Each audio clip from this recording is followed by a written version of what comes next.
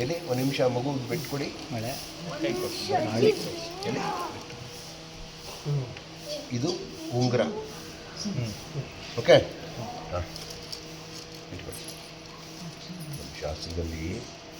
ಶಾಸ್ತ್ರದಲ್ಲಿ ಪ್ರತಿಯೊಂದಕ್ಕೂ ಶಾಸ್ತ್ರ ಸಂಪ್ರದಾಯಬದ್ಧವಾಗಿ ಮಾಡೋದಕ್ಕೆ ಅವಕಾಶಗಳಿದೆ.